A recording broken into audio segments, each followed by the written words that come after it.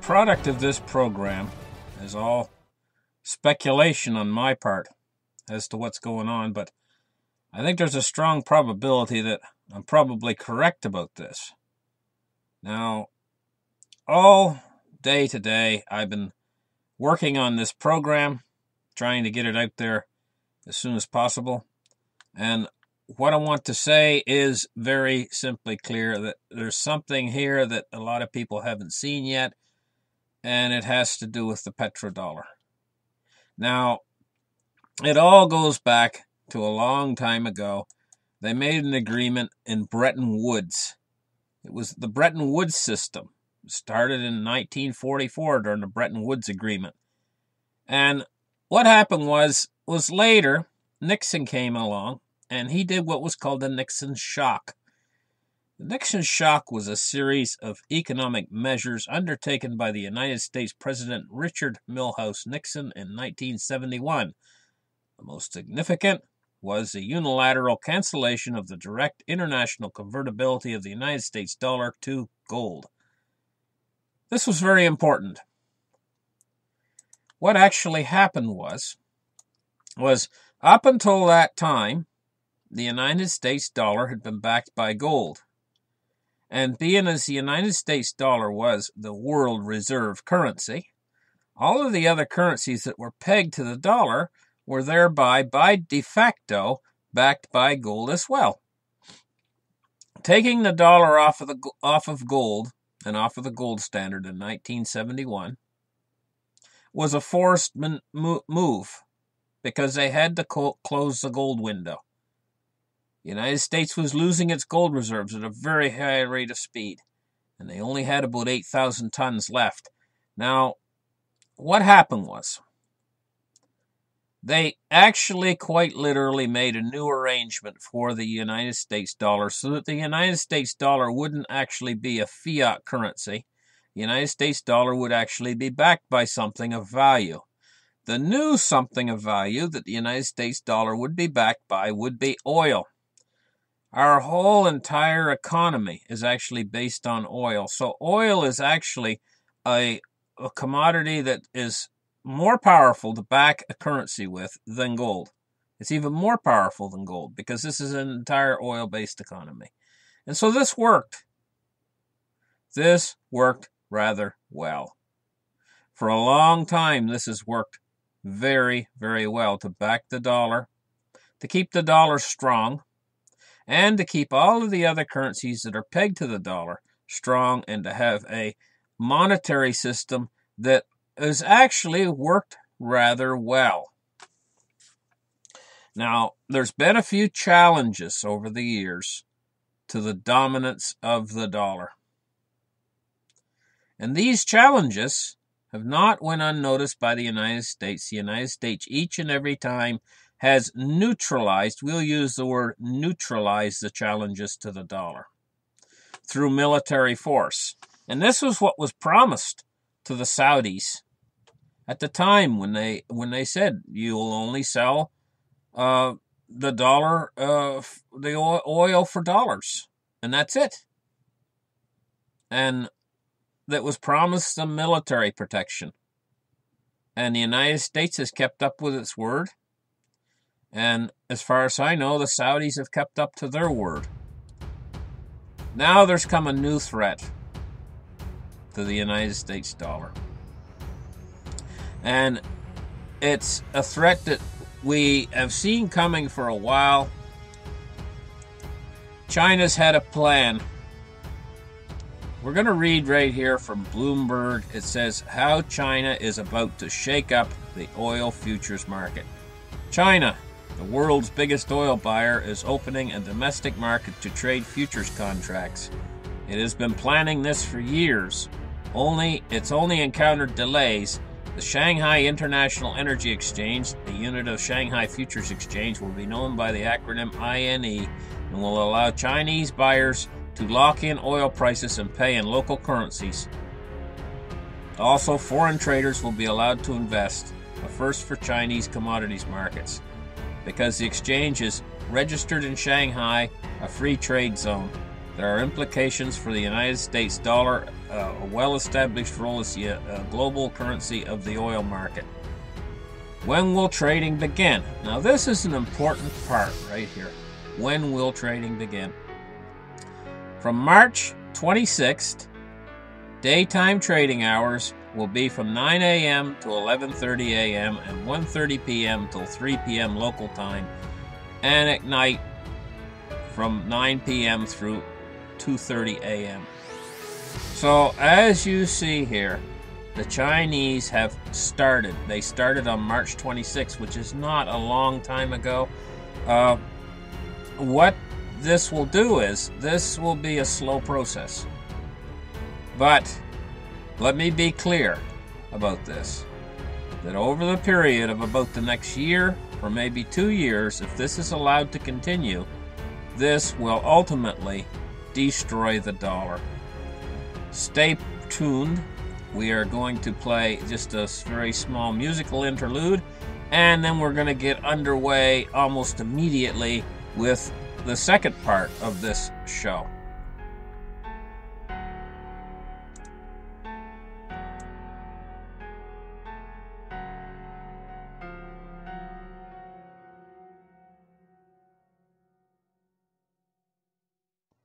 Welcome back to the show. Listen, guys, I got a lot of information to go over here rather quickly, and as I display this information, you're going to start to realize how much trouble we're really in.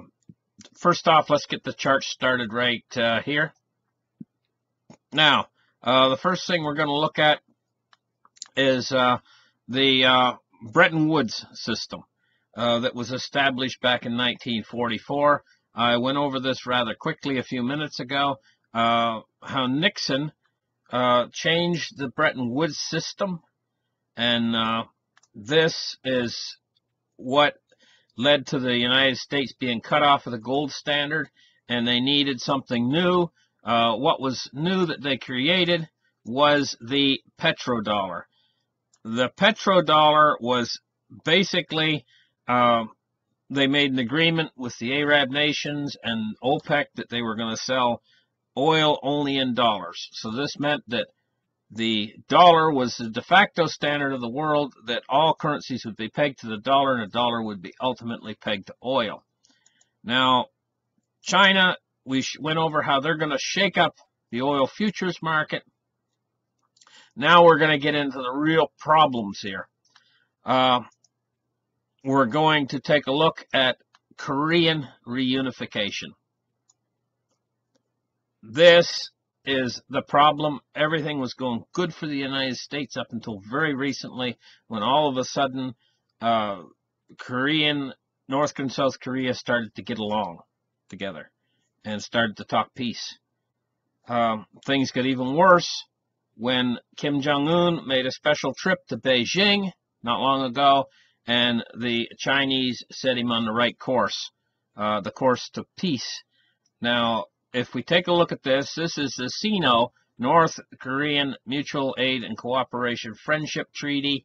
This is bad news for the United States. This treaty was signed on, let's bring the charts over here and take a look. This treaty was signed in Beijing on the 11th, 1961, July 11th, 1961, by Kim, the former Kim, and the leader of China. And what this treaty basically states is, we're going to have to take a close look here at one of the articles of the treaty, specifically Article 2, right here.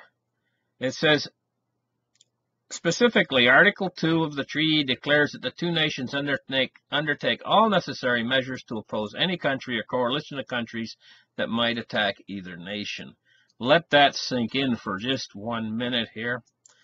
What that really means is that if anybody attacks Korea, it's the same thing as attacking China. And they have to honor this treaty because it's still in effect.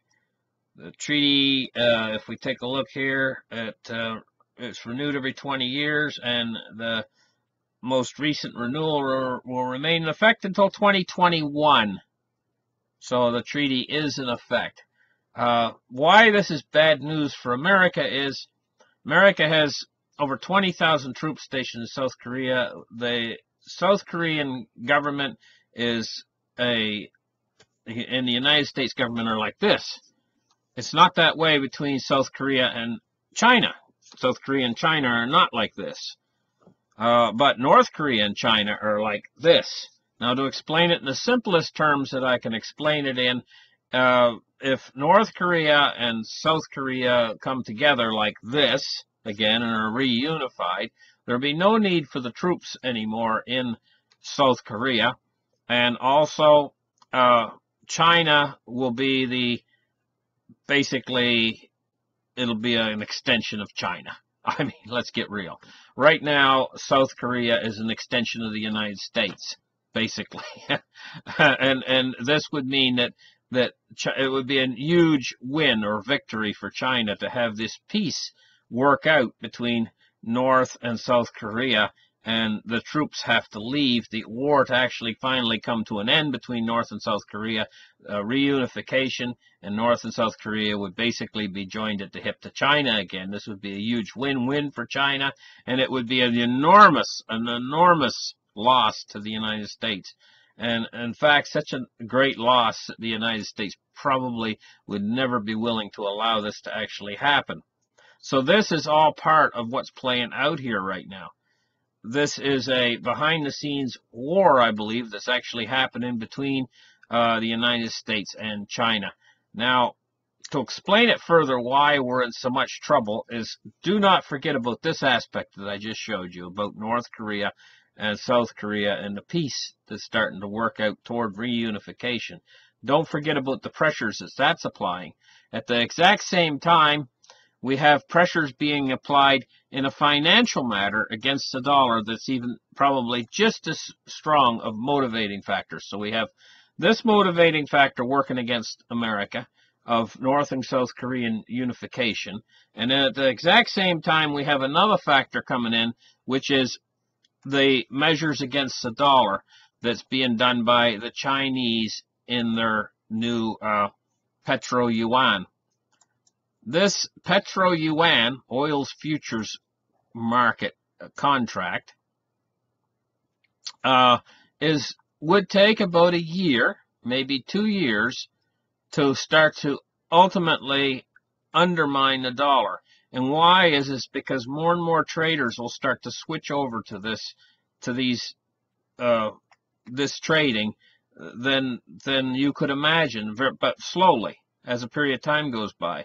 And this would lead to an absolute erosion of the dollar and a devaluing of the dollar, and ultimately, in the end, a depegging of the dollar to oil.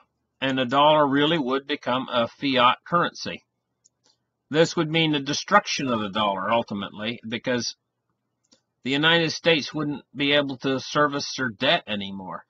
Interest rates would climb too high. So all of this is just an absolute mess.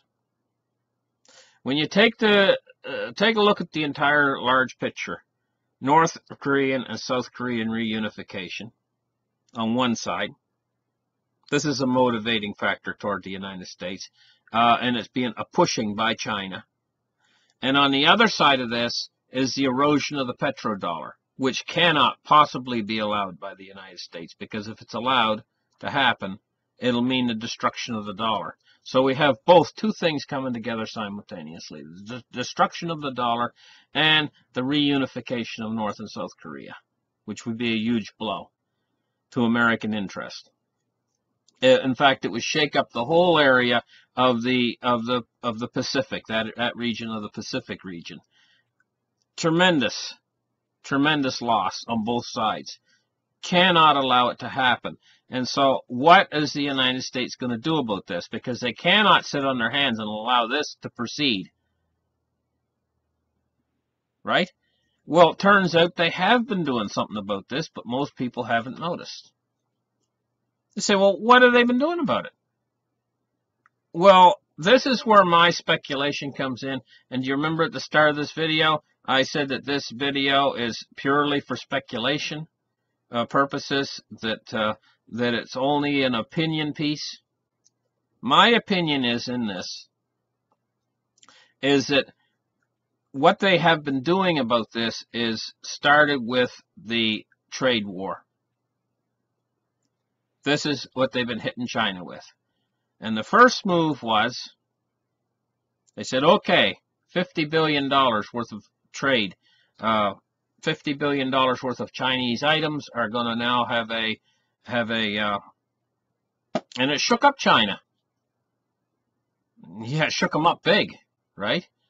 $50 billion worth of products are now going to have a 25% tariff on them.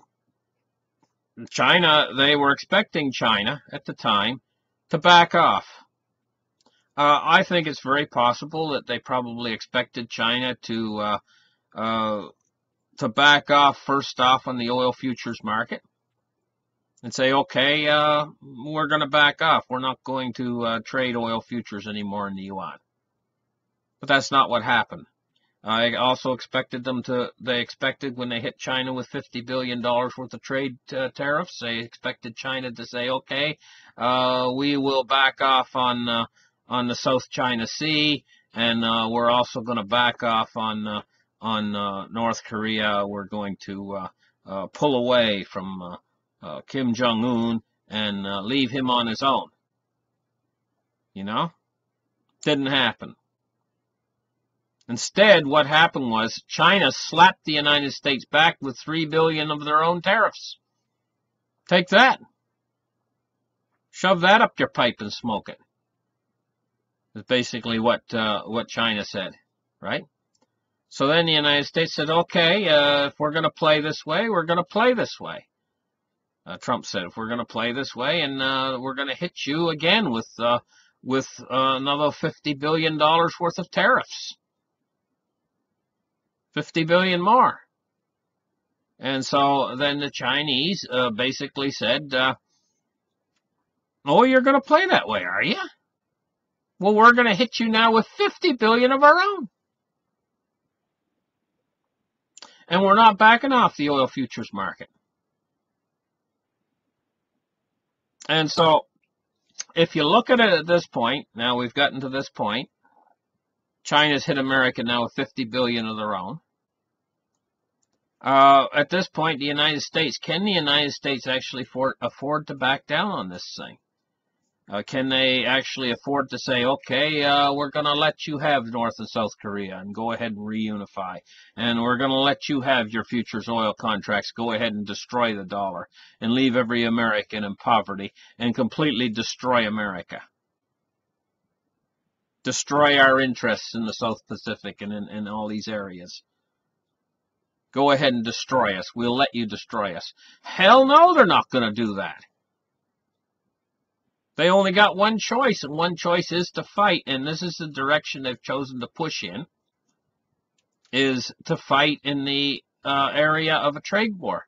And so what did the United States do? Well, the United States has done just exactly what they always said. When you're playing poker, you double down. So now the United States has come back and said, okay, we've upped the ante, not 50 billion. We're upping it to $100 billion worth of tariffs. And now they're waiting on China's response. Of course, President Donald Trump right now, he thinks that the response from China is actually going to be that China is going to back down.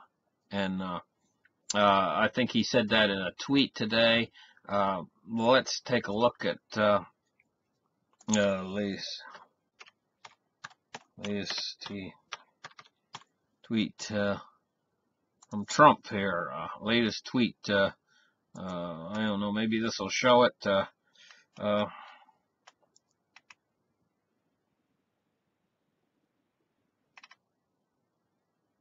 Oh, okay, here it is right here. This one. Let me see if I can underline it. President Xi Jinping and I will always be friends no matter what happens in our dispute on trade. China will take down its trade barriers. That sounds very positive to me, his statement this morning. Let's see, when did he exactly make that statement? I think it was made this morning. because it's the right thing to do. This is why he says China's going to do this, because it's the right thing to do. In other words, China is just going to basically say, hey, we're taking down all of our trade barriers, and this is going to be the right thing to do. You know what I mean? And I don't see this as what's going to actually happen. I think that, in my mind, this is wishful thinking, because I think that it says a deal will be made on intellectual property. Great future for both countries. Well, I'm going to tell you about the whole intellectual property thing too. I think that this is not the actual reason why these trade imbalances are actually occurring in the first place. But I think this is only wishful thinking that China is going to pull down these trade barriers. I think ultimately, I think this is going to get worse, this situation. And I think we want to find out how it's going to get worse. We got to take a look right here. We're going to take a look. The USS Carl Vinson. U.S. Navy carriers are training in the South China Sea. Now, what we're going to take a look at is where we find it here. America versus China in South China Sea. Aircraft carriers face off now in the cards. So what we have is we have China moving its aircraft carrier into the South China Sea. This is a direct result of these trade wars that's occurring right now. The South China Sea has been an area of contention for quite a while between China and the United States. It says China only aircraft carrier in service, the Liaoning, is now in the South China Sea for 6-day drill that began on Thursday. State papers have confirmed. Reuters has also reported that the Liaoning strike group has sailed into waters close to the southern province of Hainan, flanked by 40 other warships and submarines. So the Chinese, right now, the People's Liberation Army has pulled in 40 warships and submarines into the area. And this is the same area that the U.S. Carl Vinson right now is sailing into. And also, Theodore Roosevelt strike group enters the South China Sea as China deploys carrier. So here we have the Theodore Roosevelt strike group. They're rolling into the South China Sea just as fast as they can. The USS Carl Vinson, right here, Navy aircraft carriers are training in the South China Sea with Japan. Here's the USS Carl Vinson. She is rolling into the South China Sea as fast as she can. She's a super carrier group led by USS Carl Vinson. And what I have it on information that the Chinese are pulling in carrier killer missiles as fast as they can into this area of the South China Sea right now while we speak. And what it's all about, here's what it's all about mostly. It's all about peace on the Korean Peninsula. This is what the war efforts is all about. This cannot be allowed, peace on the Korean Peninsula, because it'll bring in a single government in Korea, and it'll push the United States interests out of the area. The United States is moving these efforts in there. They're moving into Theodore Roosevelt into the South China Sea. They're moving into Carl Vinson into the South China Sea right here, and it's all called training exercises, but that's what they always call it before a strike group gets ready to do what it's designed to do, which is strike. So what we have here is we have a situation, and it's been developing very quickly, and this is why I'm reporting on it, because it's developing so quickly. And what it really boils down to is the fact that the United States cannot allow the petrodollar to be destroyed. China will destroy the petrodollar with this new yuan futures contract. They are trying to get China to back down with trade embargoes, not trade embargoes, but trade tariffs. They're trying to get China to back down. The president right here has basically said that China will back down. Basically, is what he's saying in no uncertain terms right here. If you read between the lines, he's basically saying China's going to back down. He says, President Xi Jinping and I will always be friends no matter what happens with our dispute on trade. China will take down its trade barriers. He's saying China will take down its trade barriers because it's the right thing to do. I think that China is actually getting a more hardened stance every day. Instead of wanting to take down their trade barriers, China is probably their next move is going to be to increase tariffs on American-made goods.